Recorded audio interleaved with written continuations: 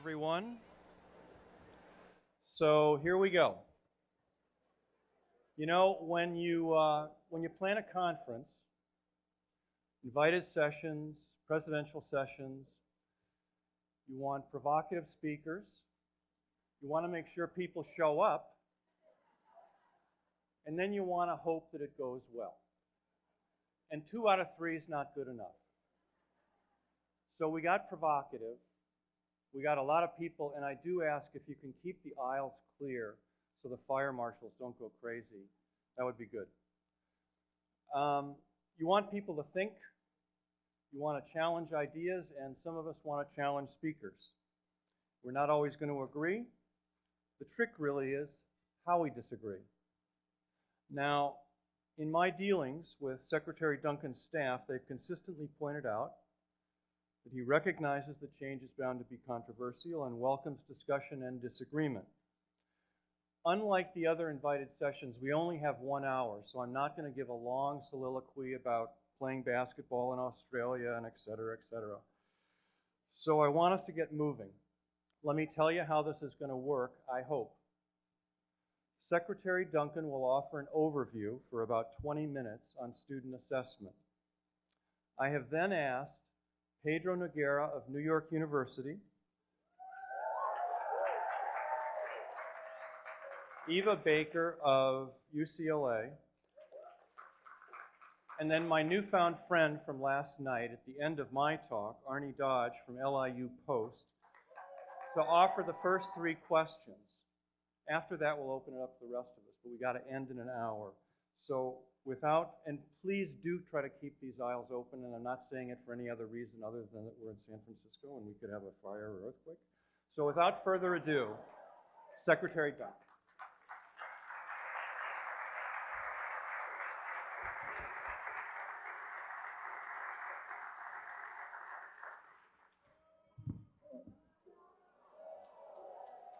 Thank you so much, Bill, and thank you so much for the opportunity to speak before this group. I look forward to having a great conversation when I'm done. I'm going to talk to some length today about some of the current controversies around standardized testing and the purposes of assessment. But I want to preface those remarks by saying how much I value compelling educational research. The truth is that educators and policymakers today still have a large unmet need for relevant research. Education researchers can and do play an absolutely invaluable role in formulating policy from preschool all the way through grad school. You are the experts. You are the independent truth tellers. Yet the role of the independent expert is not at odds with asking hard questions about the practical implications of your work and assisting practitioners to improve educational outcomes. Rigor is necessary, but not sufficient. Relevance matters as well. In my 7+ years as CEO of the Chicago Public Schools, and in my 4 years in this job, I've often had the occasion to ask basic questions about program effectiveness, to which unfortunately there were few compelling answers. Today, for example, federal, state, and local governments spend several billions of dollars each year on professional development for teachers.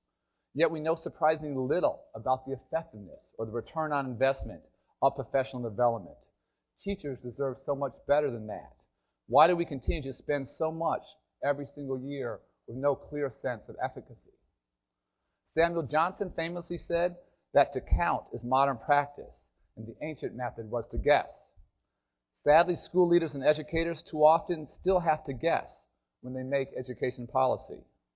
To make education research more relevant, I would ask you to consider 2 challenges. The first is to do a more complete job of asking comparative questions in research and evaluation. Even in cases where methodologies are imperfect and the evidence is complex, policymakers need the help of researchers to deal with real-world challenges, like designing a new and better generation of assessments, or figuring out what works in expanding high-quality preschool programs. We need you, the researchers, to ask the question, which approach works better, this one or that one? And then we need to move forward, informed by your thoughtfulness. We need you to assess how reforms compare to the status quo, and we can't let the perfect become the enemy of the good. And my second challenge would be to remain open to findings that contradict or compel a rethinking of conventional wisdom. There's a long history of robust skepticism in program evaluation and social innovation, so much so that it has even been codified in informal laws of evaluation. And we've all heard about the law of unintended consequences. Researchers are also familiar with Campbell's law, which is often cited in debates over standardized testing and accountability. It holds that the more any quantitative social indicator is used for social decision making, the more subject it will be to corruption pressures, and the more apt it will be to distort and corrupt the social processes that it intends to monitor. And I'll talk about Campbell's law with regard to testing and accountability in a moment. But let me point out the unintended consequences of social policy are often welcome in the field of education. Perhaps the biggest social program and expansion of educational opportunity in higher education in the 20th century was the GI Bill, which President FDR signed into law in 1944. None of the GI Bill's authors actually foresaw that the education and training provided in the GI Bill would fundamentally transform not only the lives of the greatest generation, but community after community across the country. Instead, Congress enacted the original GI Bill to avoid a rerun of the chaos that ensued after World War I, when the return of millions of vets expanded the jobless rolls and prompted both labor strikes and race riots. In fact, the Mississippi congressman named John Rankin, who led the fight for the GI Bill, was in fact a bigot and an ardent defender of segregation. And in an irony I absolutely love, he totally failed to foresee that he helped launch the Civil Rights Revolution by enabling hundreds of thousands of black veterans to return and finish their schooling and to buy homes. Long after the GI Bill, what I'll call the law of welcome surprises continued to transform education and propel innovation. Consider one more example. In the mid-1970s, a group of Pentagon staffers designed an obscure computer network to withstand a bomb attack, and they failed to anticipate the network's potential to facilitate research and email. And today, as all of you here know, that computer system has mushroomed into the internet. I would suggest to you that the first term of the Obama administration was also filled with important educational advances that few, if any, of the experts anticipated. 46 states, plus the District of Columbia, voluntarily came together to design and adopt the Common Core standards, even though shared, internationally benchmarked standards were supposed to be the third rail of education policy. With federal support, 44 states plus DC are part of two large state consortia that are designing a new generation of assessments to better measure the higher order thinking skills so vital to success in a knowledge-based global economy. A sea change is underway in the state of assessment in the U.S. that few predicted just a few years ago in 2009. As Linda Darling-Hammond noted recently, the question for policymakers has shifted from, can we afford assessments of deeper learning, to can the United States afford not to have such high-quality assessments? In the time I have left, I'd like to discuss the challenges I've highlighted about asking hard comparative questions and heeding those counterintuitive outcomes, but with special attention to standardized testing and assessment. I think we can all generally agree that standardized tests don't have a good reputation today, and that much of that criticism is actually merited. Policymakers and researchers have to listen very carefully and take very seriously the concerns of educators, parents, and students about assessment. At its heart, the argument of the most zealous anti-testing advocates boils down to an argument for abandoning assessment with consequences for students or teachers or schools. The critics contend that today's tests fail to measure students' abilities to analyze and apply knowledge, that they narrow the curriculum, and that they create too many perverse incentives to cheat or to teach to the test. These critics want students and teachers to opt out of all high-stakes testing.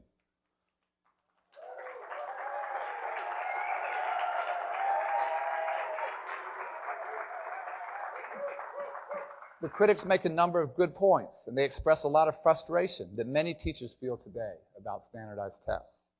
Some assessments in math and English often fail to capture the full spectrum of what students know and can do. Students and parents and educators know there's so much more to a sound, well-rounded education than picking the right answer on a multiple-choice test. Many current state assessments tend to focus on easy-to-measure concepts and fill in the bubble with answers. Results come back months later, usually after the end of the school year, when the instructional usefulness has actually expired. And today's assessments certainly don't measure qualities of great teaching that we know make a huge difference. Things like classroom management and teamwork, collaboration, and individualized instruction. They don't measure the invaluable ability to inspire a lifelong love of learning. Most of the assessments done in schools today is actually after the fact.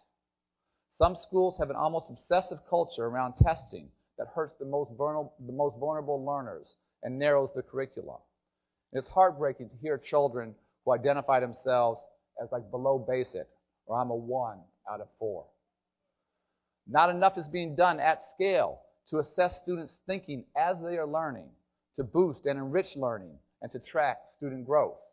Not enough is being done to use high-quality formative assessments to inform instruction in the classroom on an ongoing basis. Too often, teachers who have been on their own to pull these tools together, and we've seen in the data that the quality of formative tools has been all over the map. Schools today give a lot of tests. Sometimes they give too many. It's a serious problem if students' formative experiences and precious time are spent on assessments that aren't supporting their journey to authentic college and career readiness. Here's just one example from my own background and experience. When I started as the CEO of the Chicago Public Schools in 2001, each spring about 100,000 of our students in grades 3 through 8 were required to take the Iowa test of basic skills. And at the same time, those same 3rd through 8th graders were also required to take the Illinois State Assessment. The Iowa test of basic skills was not aligned to Illinois state standards. I checked very carefully, and none of my children in Chicago actually lived in Iowa. So after my 2nd year on the job, I decided CPS would drop the Iowa test. That effectively eliminated 50% of the summative tests that our young children had to take. In short, I agree with much of the critique of today's tests. Now the essential question, the key question, is where do we go from here? Despite the flaws of today's tests, we can't throw the baby out with the bathwater. I don't believe that the problems of assessing student growth are so unsolvable that we should take a pass on measuring growth or bar the consideration of student progress in learning from teacher evaluation. Standardized assessments are still a needed tool for transparency and accountability across the entire education system. We should never, ever return to the days of concealing achievement gaps with school averages, no-stakes tests, or low standards. The fact is that no one is more damaged by weak accountability measures than our most vulnerable children. We must reliably measure student learning and growth and gain. The solution to mediocre tests is not to abandon assessment. Instead, we're supporting the creation of much better assessments aligned with higher standards to propel better instruction and assess growth in student learning.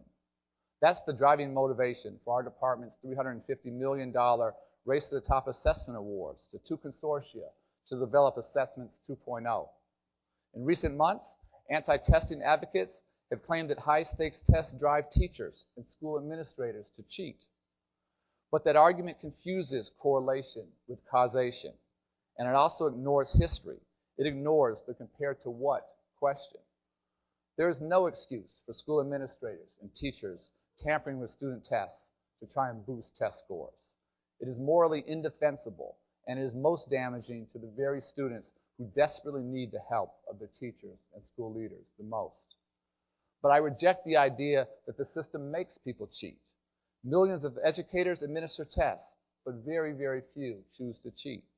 In all but a tiny minority of cases, teachers want their children to genuinely learn and grow and not achieve phony gains to make themselves or their schools look good. And if a district's culture is rotten at the core, people must speak out. As rare and as disturbing as cheating is, it is not without its own history. I don't think any leader should tolerate cheating, and the public should not tolerate any leader who does.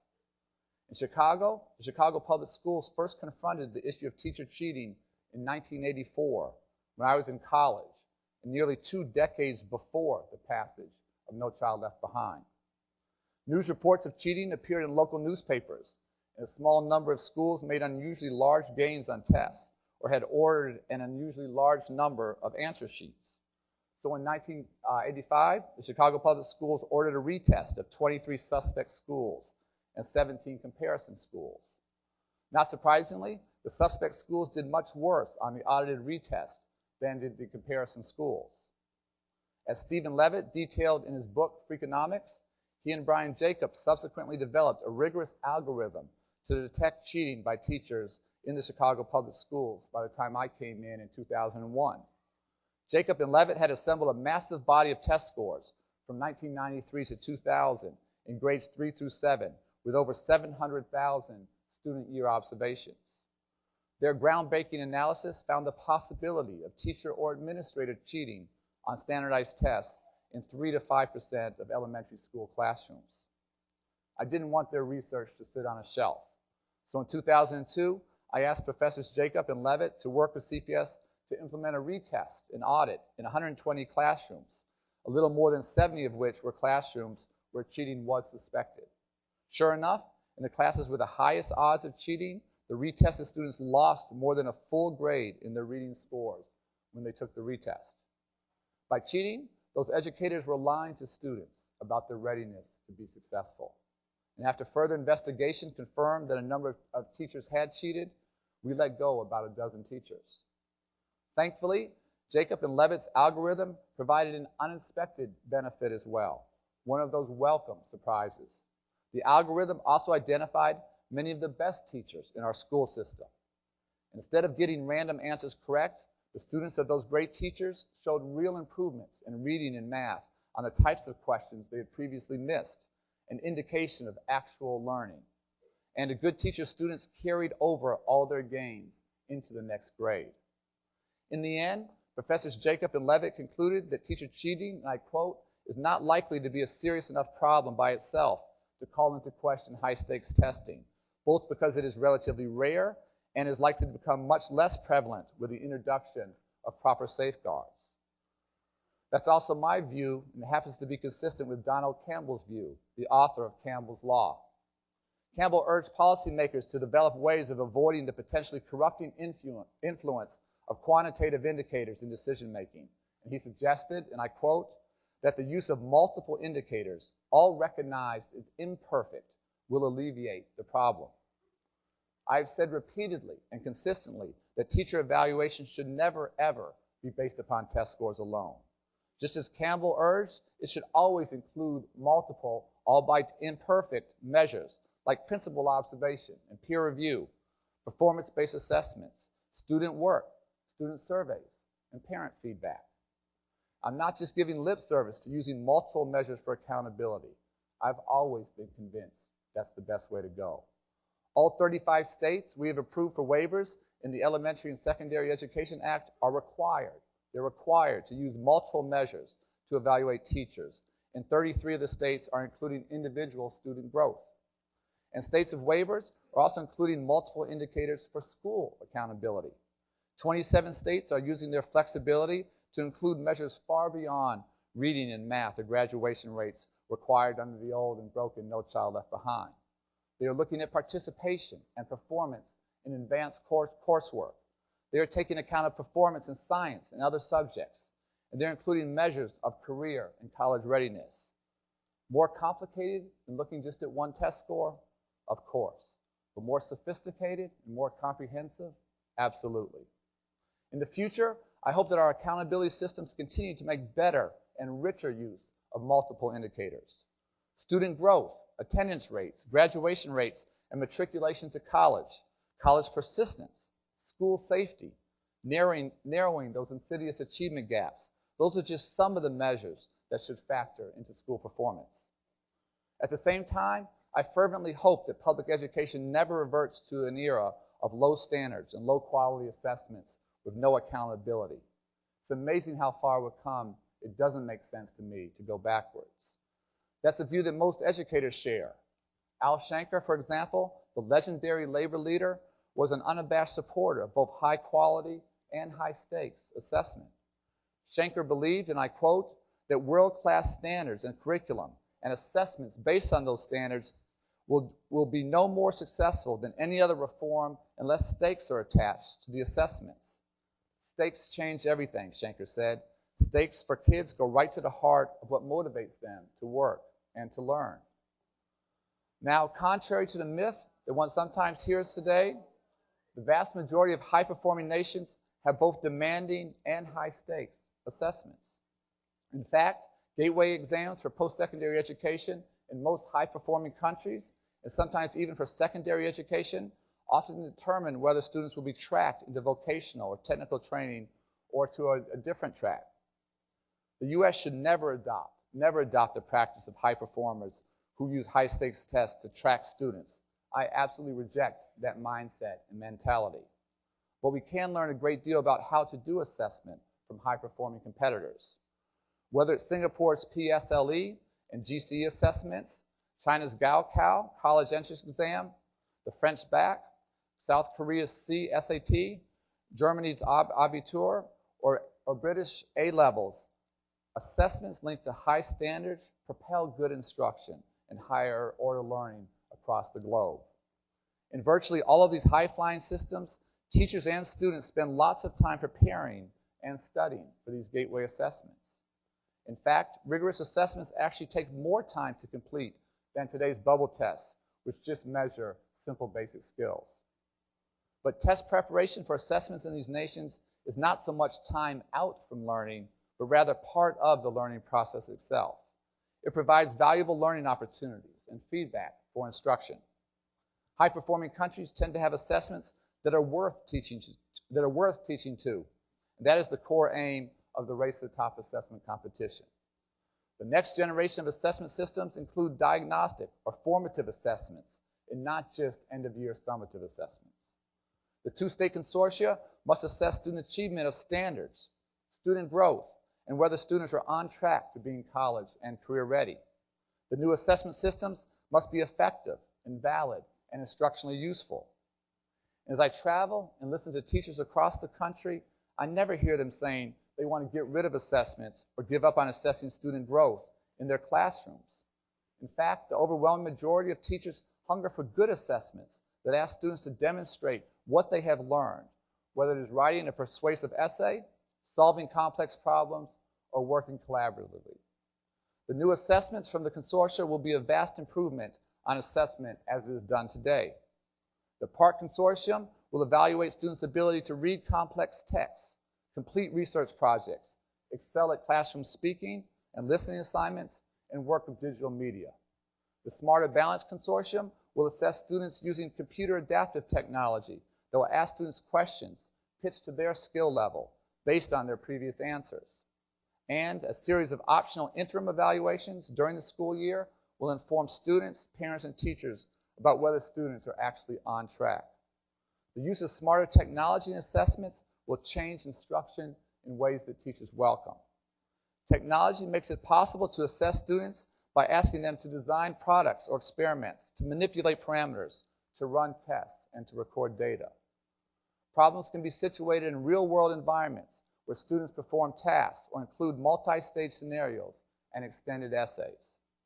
I have no doubt that Assessment 2.0 will help educators drive the development of a richer curriculum at the state and district and local level, differentiate instruction tailored to individual student needs, and create multiple opportunities during the school year to assess what students are actually learning. As I've said before, I believe this new generation of assessments, combined with the adoption of internationally benchmarked college and career-ready standards, is an absolute game changer for American education. But I do not suggest for a minute that the advent of college-ready standards and assessments will somehow bring us to an educational nirvana. As important as better assessments are, they are never going to be the easy answer. Standards and assessments are only the foundation upon which states and districts will construct high-quality curriculum, meaningful job-embedded professional development, and all the other pieces that will support teachers preparing to teach these new standards and students learning at increasingly higher levels. When the two consortia roll out their new assessments in the 2014-15 school year, they will absolutely be a work in progress. I'm sure not everything will go according to schedule. There'll be some glitches, there'll be some mistakes, but we cannot let the perfect be the enemy of the good. Assessment 2.0 will need lots of work to get to version 2.1 and 2.2. I expect that states and districts will improve implementation as they learn from pilots and field tests. And teachers will play an absolutely critical role in telling us what works and what doesn't work. We're asking an enormous amount of principals and teachers over the next several years. In a relatively short transition, teachers are being asked to teach to much higher standards, to help develop and implement more effective curriculum aligned with those standards, and to prepare all students for more demanding assessments. It's absolutely vital that we provide teachers with the resources and the professional development they need to make the transition to college and career-ready standards. Teachers want to teach to the higher standards. They just need our support in getting there. And it's vital that teachers themselves help shape and then reshape the transformation to world-class standards and assessments. Despite these very real challenges, I actually have great faith that teachers can help innovate and design solutions in the classroom. And why do I have such confidence? Because they are already doing it. Most teachers today don't teach in tested subjects. So many teachers rightly want to know, how can student achievement be a factor in teacher evaluation in non-tested subjects? It's a great question, and frankly, some states and districts have not developed smart solutions for evaluating teachers in non-tested grades and subjects. In one Florida district, the school board, teachers union, and management all agreed that 40% of teachers' evaluations at their K-2 school would be judged by the test scores of 4th and 5th graders at a different elementary school. Clearly, that needs to be rethought. Evaluation should be focused primarily on professional learning. Yet for every goofy, jerry-rigged solution to these real issues, teachers have come up with innovative and rigorous ways to assess teacher performance in non-tested subjects. For example, in Memphis, arts educators were rightly frustrated because at first they were being evaluated based solely on school-wide performance in English and math. So Drew Davidson, a fantastic music teacher and arts administrator, convened a group of arts educators to come up with a better evaluation system. After Drew's committee surveyed arts teachers across Memphis, they decided to develop a blind peer review evaluation to assess portfolios of student learning. It's proved to be enormously popular, so much so that the Tennessee Board of Education evaluated and approved the student growth portfolio system for use across the state. 3 districts with 500 teachers have already signed on, and many more districts are expected to adopt the Memphis Fine Arts Evaluation System this summer. This is how we will continually improve, problem solve rather than complain, listen rather than reacting defensively, and committing to action when a great idea is put on the table. In conclusion, I think policymakers, school leaders, educators, and researchers must remain open and committed to dramatically improving assessment. And we must remain open to what our best research shows about high-quality assessments, even when those results might be unexpected. In the long run, I believe that Assessment 3.0 will include assessments that do even more to personalized learning and will accelerate the shift from seat-based learning to competency-based learning. And in another one of those welcome surprises, the same fiber optic cables that will make it possible for every school to participate in a new generation of assessment will also empower educators to make better and more personalized use going forward. Here's a finding from the assessment research that may make some students and teachers and some of you groan. Research in the learning sciences, including IES-funded projects, is shown across a range of different content areas that so-called retrieval testing, frequent low states quizzing, was actually more effective at boosting student learning in most cases than additional studying. And finally, testing experts need to further expand the range of assessments in the years ahead by developing better, more reliable, and valid assessments of children's non-cognitive skills. This is the next frontier in assessment research, and one that is hugely important to me. We know from Paul Tuft's outstanding recent book, A Multitude of Studies, and James Heckman's analysis of the Perry Preschool Project, that the development of skills and habits like grit and resilience and self-regulation early in life are critically important to success later in life. I would love to see assessment experts work with schools and districts to develop more reliable, meaningful, and easy-to-administer assessments that help us actually understand whether we are teaching those non-cognitive skills that predict student success in college, in career, and life. When I ran an I Have a Dream program back home in Chicago in the 1990s for 6 years, we spent a lot of time and energy trying to help our children gain those skills. But today, I still cannot tell you honestly whether we were successful in that effort or not. IES is currently funding a project involving 535 children in 58 preschool classrooms in Tennessee to develop a teacher rating scale and direct assessment of children's learning related to self-regulation skills. It's a great start. We still have a long way to go to assessing these so-called soft skills that are actually anything but soft. Ultimately, a great education involves so much more than teaching children to read or write or add or subtract. It includes teaching them to think and to write clearly and to solve problems and to work in diverse teams. It includes teaching children to set goals, to persist when things are tough, and to help them navigate the world around them. Education comes from the Latin word educare, which means to lead forth. A new generation of high-quality assessments must be a cornerstone of America regaining its educational leadership. And researchers, with rigor and with relevance, must help lead forth that effort. The truth is that all of us must lead forth in education. Our education system today stands on the cusp of a great transformation to higher standards and more engaging curriculum. With your expert analysis, with your commitment to working with teachers and practitioners, please help us make that transformation a success for all of our nation's students. Thank you so much. I'm happy to take your questions.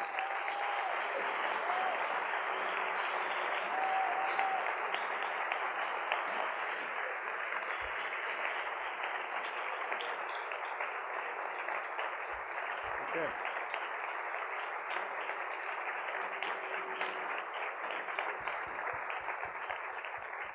We've only got so much time, so let's rock and roll here. Pedro Noguera, New York University. Secretary Duncan, Arne, thank you for your thoughtful remarks, and I appreciate the chance to pose the first question to you. As you may know, poverty is the central theme of this conference this year. So I want to pose a question on poverty, which, like the assessments in New York State, which have already been aligned to the standards, although the children have not been taught the material yet, is going to be a multi-part question. I'll try and have a multi-part answer. So I'll take some notes. Okay, part A is in an interview that I watched and maybe many others watched on PBS with Gwen Ifill, shortly after the PISA results were announced and saw the United States drop in several categories. You posed the question of whether or not poverty was an issue. Now, we've seen data showing that when you disaggregate that data by wealth and income, it shows up. But you stated very clearly that it wasn't an issue, or that you felt it was not the obstacle. I'd like you to elaborate on that, particularly given your track record in Chicago of putting in place more school-based clinics than any other large district in the country. So it seemed to be at one time, you definitely acknowledged that health was a learning issue. That's part one. Part two has to do with the book that your colleague, John Easton, our friend, contributed to by Tony Bright and others at the Chicago Consortium, which looked at Chicago schools. And over the years, many of those, when you were the superintendent, and which schools improved and which schools didn't, pointed out 5 essential ingredients of success.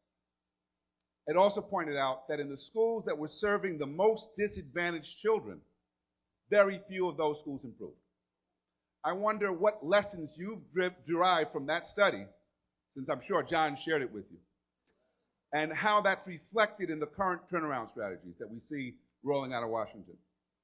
And then thirdly, well, part C, the Equity and Excellence report that just was released, which I think very highly of. I think it's a great report. I'm wondering how that report is now going to be influencing your administration, your policies, because in your remarks today, I didn't hear reference to it, and frankly, I didn't hear the word equity mentioned in those remarks either. So.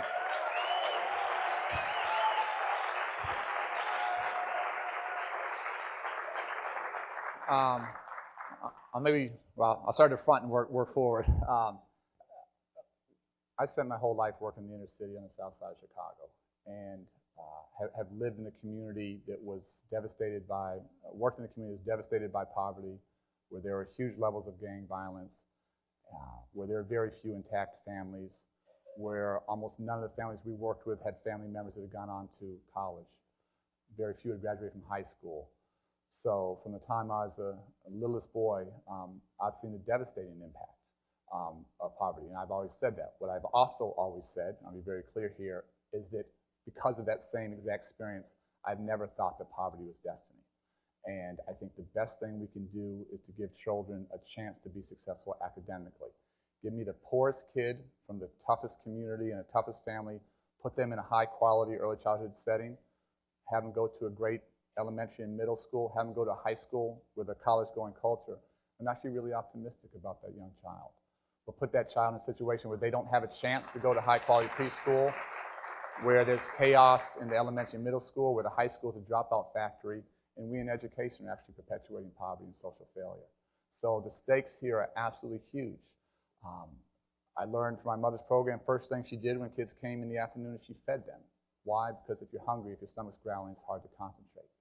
When I was in Chicago, we gave tens of thousands of children eyeglasses every year. We fed tens of thousands of children 3 meals a day, not breakfast and lunch, but breakfast, lunch, and dinner, because we worried about them not eating in the evening. We very quietly sent home with a couple thousand children backpacks full of food on Friday afternoons because we worried about them not eating over the weekend.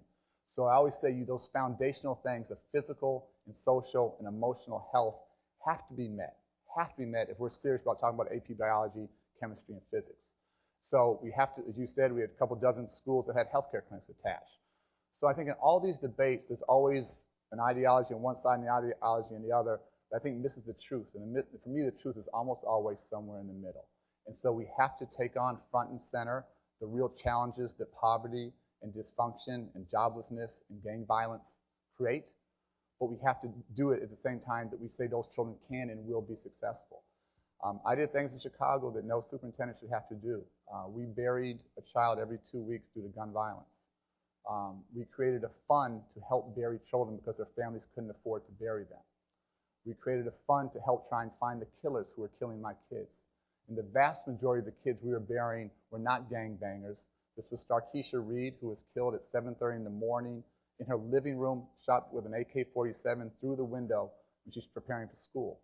This is Blair Holt, whose mother worked in the fire department, whose father worked in the police department, who at 2:30 in the afternoon on the bus ride home was shot while he put his body in front of his friends so they wouldn't be shot. When children are wondering if they can grow up, not when they grow up, think about what that does to the long-term psychology of what they're having to deal with. And so whether it's food, whether it's eyeglasses, whether it's health care, whether it's their physical safety, which I thought Chicago couldn't get any worse, and it's gotten worse in the 4 years that I've been gone, and it's absolutely devastating to me. We have to find ways to create those, create the opportunity for children to be successful academically. So this is not either or, this is always both and. And so I don't remember my exact quote. I would never have said poverty doesn't matter. What I would have said was that poverty should never be destiny. And from that corner on 46 in Greenwood, from a bunch of young men I grew up with, there have been some remarkable leaders emerge. Young man, not to go on too long, but a young man who taught me, who didn't know his mother, who was raised by his grandmother, a young man, not so young anymore, named Kerry Holly, who is one of IBM's top research scientists, one of the 50 top black 50 research scientists in this country, because he had an opportunity, because he had people in his life like my mother who gave him a chance to be successful.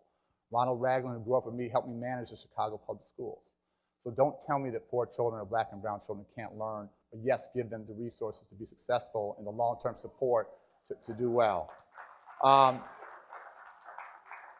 In terms of the consortium research, that is great. I've said this, none of this is news. I've said as a country, I don't think we're yet serious about closing achievement gaps. We talk about it, we admire it, we study. I don't think we're serious. And I say this, we have, yes, I'm getting to that. Let me keep going. I appreciate it. We'll get to your question next. I always say, if you pay attention, I always say that if we're serious about closing the achievement gap, we have to close the opportunity gap. We have 15,000 school districts in this country. 15,000 school districts. I keep hoping I'm wrong. You tell me if I'm wrong. I've yet to find a school district that systemically gets its best talent, its best teachers and best principals, and puts them into the toughest communities. I've yet to see them systemically create the wraparound services and opportunities that children need. Until we do those things, we'll keep talking about it, but we're not going to do it. Talent, time, resources, that's what will close the opportunity gap, that will close the achievement gap. Then the final thing, in terms of the Equity and Excellence Commission, obviously it wasn't what I was talking about. I'm actually going to do an event with them tomorrow for an hour and a half here. The work of the commission was extraordinarily important, and so much of our work is heavily influenced by it. Very quickly, the President's $75 billion preschool for all proposal, I think, is one of the most important legacies we can leave the country. If we can have our babies enter kindergarten ready to be successful, with their literacy and socialization skills intact, I think that's an absolute game changer. This dwarfs everything else that we've done. Right now in this country, less than 3 in 10 4-year-olds have access to high-quality pre-K. And we know that on average, poor kids that you and I are passionately committed to, on average, disadvantaged kids enter kindergarten. They start school a year to a year and a half behind. We are constantly playing catch-up. We have to get out of the catch-up business. So whether it's a $75 billion preschool for all proposal, whether it's the work we're going to do of HHS 0 to 5, whether it's asking for a 4-fold increase in promised neighborhood money, which is, I think, the biggest percentage increase in our budget. The work of the Equity and Excellence Commission heavily influenced the President's budget proposal as well as mine. You got one question, Ava, not these trick three-part. And I'll shorten my answer. I apologize. I want some questions. equity here. Thank you, Mr. Secretary. I'm going to shift the topic to assessment policy because I know a little bit about the history of that. Thanks for your hard work on it as well. Thank you.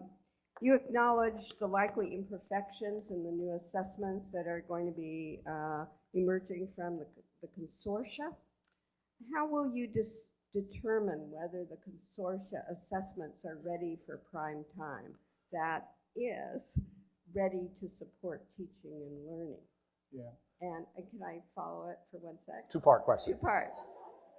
So if you decided they were not ready, would you consider suspending accountability uses in order to strengthen their validity, fairness, and to understand what goes on in school? Yeah. So to be really clear on the first one, on who determines whether they're ready for prime time, it really isn't up to us. This is up to states. And what we tried to create was a marketplace. This should not come from me, should not come from Washington, it should not come from the federal government. States should decide whether these are going to help take their education to the next level or not. And we very intentionally debated whether to fund one consortia or two or whatever. I think putting two out there, having some healthy competition between them, having states decide, and it really should not be up to me. It should be up to local education leaders to figure out at the end of the day whether these move things in the right direction or not. In terms of accountability, so that one's sort of an easy one. States will make the determination. That's as simple as that. And they'll either like it or they won't, and they'll participate or they won't. And they have total flexibility and freedom there. It's all on them. In terms of what we do on the accountability side, that's actually a much more complex and thoughtful conversation. Randy Weingart and I have been talking a lot about it. She gave an important speech today on it, talking to lots of teachers and principals and school chief officers. And we're just trying to be very, very thoughtful. I don't want to sort of give you a glib answer. It's a complex issue. It varies some state by state. But just know that we're spending lots of time listening to lots of folks talking about it and trying to figure out during a choppy couple years of new assessments, new standards, thinking through the Common Core, how do we make sure, I think we get to the other side of this, I think the country's in a radically better place, but we have to get there and get there together. And so how we do that in a thoughtful way, we're spending lots of time thinking about. Again, there's so much that was broken around No Child Left Behind, and we need Congress to fix it, and Congress is broken, so that's not happening. But one of the things that I was just most troubled with is that so many states dummied down standards and results. And it was to make politicians look good. And when we dummy down standards, we don't just hurt all kids, we particularly hurt the disadvantaged kids we want to see be successful. And I'll give John Easton huge credit. I'm answering too long, I apologize, but we were seeing some improvements in the Chicago public schools, and we were sort of feeling pretty good about ourselves and patting ourselves on the back. And the consortia came with just hugely important research showing that our kids that were quote-unquote proficient on the state test were woefully underprepared. Most were barely graduating graduating from high school, and we're not even close to being college ready. And so it was a huge, we had to take a step back, but it was the brutal truth. And so we had to almost put the state stuff to the side and figure out we have to get kids to an advanced level. Why were those standards dummied down? Because it made politicians look good. It's terrible for kids, terrible for education, terrible for the country. I just don't want us to go back to the bad old days. Okay, Arne Dodge for Arne Duncan.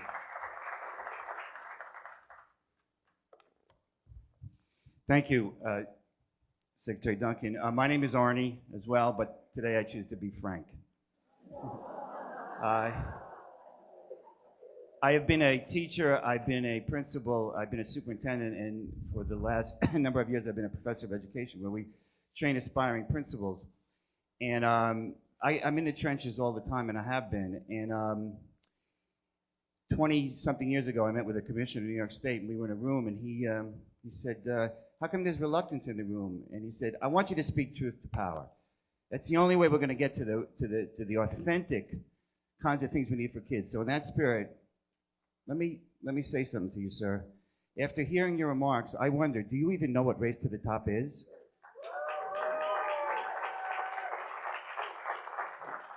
We were so hopeful when President Obama became president because we said, there's a new era.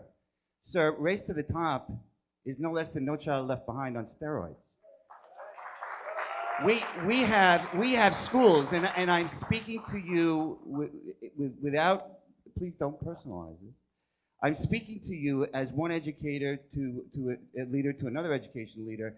I don't know if you're getting around enough, because the superintendents and the principals and the teachers I speak to in all regions of New York, and I have had the privilege of visiting schools around the country, and recently went to Finland, by the way, where there are no high-stakes testing programs. And I wonder if you do get around enough, and I wonder if you really, when I was superintendent, the thing where I really got the truth was when I went beyond the principal, went into the teacher's room, asked the families, and said, what's going on here? Because the people I speak to tell me that this is a high-stakes testing regime that is suffocating them. It is marginalizing everything. And despite the rhetoric that comes from your office, if you look downstream where it's truly happening, it is destroying the joy, the spontaneity, and the innovation that we prized for all the years that we did good things with kids. And until you recognize that, so my question is actually a follow-up to Eva Baker's question, and my question is simply, until we get it right, you yourself decried high-stakes testing, you cited Campbell, all of the pressures. Until we get it right, let's declare a moratorium and not have this kind of accountability. And if you can't do that, and if you won't recommend that, I actually want to know why you won't recommend it. Thank you.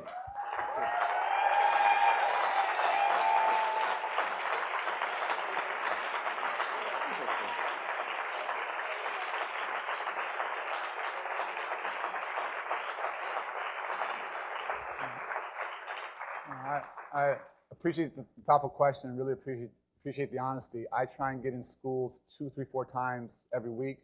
I'm in classrooms. I left a preschool classroom right before I got here. Always can do more. It's a big country. Try and get it around as much as I can. Inner city, rural, suburban, Native American reservations. So if I can do a better job, please challenge me to do that. But I try and do a huge amount of listening. Obviously, you and I have slight difference of opinion about the impact there, and I be really clear, I recognize some of the criticism. I recognize that. What I will say, though, is that the idea, I think there's a middle ground that we're struggling to get there. There's a middle ground between high-stakes testing where, children's lives or teachers' careers are based upon one test, or a situation in which student performance is totally divorced from teacher evaluation. And when we came to Washington, there were 5 states with laws on the books that prohibited the linking of student learning to teacher evaluation. Maybe you think that makes sense. I think great teachers make a huge difference in students' lives. I think we have to elevate and strengthen the teaching profession. I think we have to identify those teachers that are having an inordinate impact on student learning in some of our most devastated and disadvantaged communities around the country, and find ways to recognize and reward and learn from them. No Child Left Behind, No Child Left Behind had a laser-like focus on a proficiency cut score. That was a joke. That created huge disincentives to teach the higher performing kids, huge disincentives to teach the children who were far behind. I'm more interested in growth and gain. How much are all kids getting better each year, whether they're gifted or whether they have special needs? Finally, we've tried to broaden out the accountability system to move away from a focus on one test score. So you have states now not looking at proficiency, but looking at graduation rates, looking at dropout rates. One thing I should have cited, a little bit going back to Pedro's first question, one thing I'm proud of is compared to 2008, we have 700,000 fewer children who are attending quote-unquote dropout factories. Those schools are getting better. And so that's a big, big deal. So moving away from just focusing on test scores to looking at graduation rates and reducing dropout rates and college going rates and college perseverance rates and going to college not needing remedial classes. And we get an imagination. I get critiqued for being more complicated and more complex. It is, but I think it's a lot more truthful and sophisticated. But I really respect your viewpoint. I know you're out there in the trenches. Happy to continue the conversation. I think you and I both want the best for kids. We may have slightly different theories as to how to get there, but appreciate the honesty.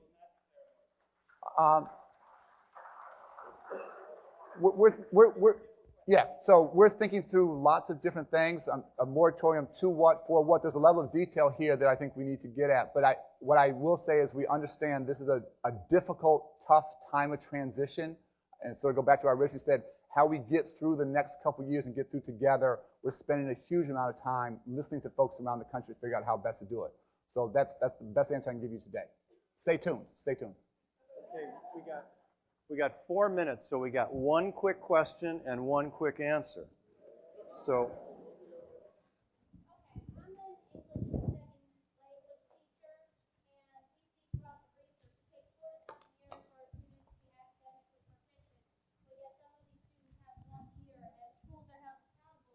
Based on the student's performance.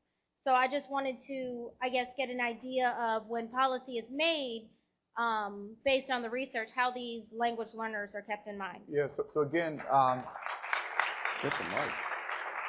whether it's English language learners, whether it's children with special needs, whatever it might be, partly what we want to do, this is not the intent. We wanted Congress to fix the law and fix it together in a bipartisan way. That obviously didn't happen.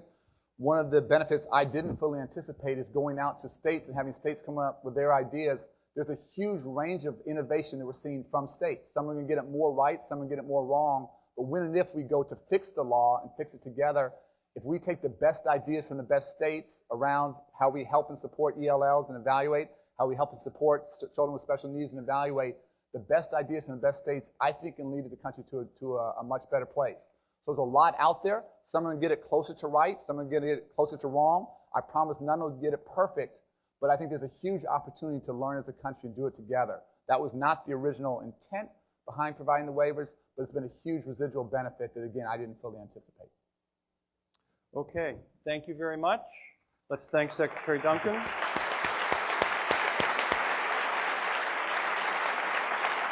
Thank you so much. Thank you.